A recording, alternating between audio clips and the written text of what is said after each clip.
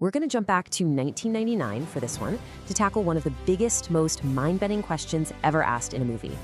What is the Matrix? So to really get it, we have to start with a feeling. You know that strange sense of unease? That little splinter in your mind that something's just not right? It all kicks off with a really simple, really human question. I want you to think about this for a second.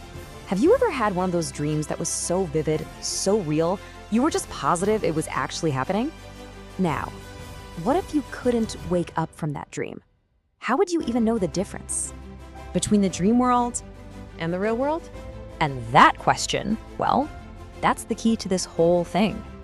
And here's the answer. That feeling that something's off with the world, well, you're right. Something is wrong. Because the world you think you know, it's not real. Okay, this is the really big idea here. The Matrix isn't really a place, it's a trick. It's this incredibly detailed computer-generated dream world that was built for one reason, to keep all of us under control, to blind us from a really, really terrible truth. You know, this taps into one of the oldest fears we have as people, right? From Plato's cave all the way to simulation theory today. What if everything we think is real isn't? And that's the truly terrifying part. This isn't a prison with walls and bars. No, it's a prison built for your mind. One you can't see or taste or touch. And honestly, that's what makes it the perfect prison. So the Matrix isn't just some fake reality, it's a whole system of control. And inside that system, literally anyone who isn't unplugged can suddenly become a part of it. They can become an agent. That system, that's the enemy. So think about it. If you're fighting an entire system, how do you win? How can you possibly beat an enemy that seems unstoppable, with protectors who don't even have to follow the rules of reality?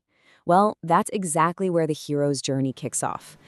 And this lays out the stakes perfectly, right? On one side, you've got the agents. These are sentient programs that can punch right through concrete walls and dodge bullets like it's nothing. Everyone who has ever tried to fight them has died. But on the other side, there's a prophecy.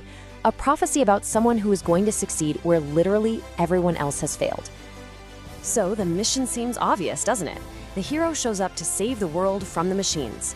But that's not quite what this fight is really about. The real battleground is something way more personal. This right here, this is the real mission. The whole point isn't to blow up the Matrix from the outside. It's to free people's minds from the inside.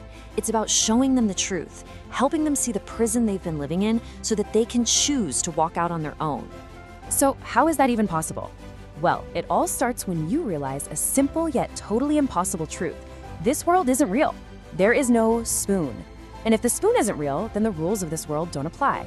Once you really get that, you can start to bend the rules, or even break them. Suddenly, you don't have to dodge bullets anymore because you finally understand the bullets aren't real either.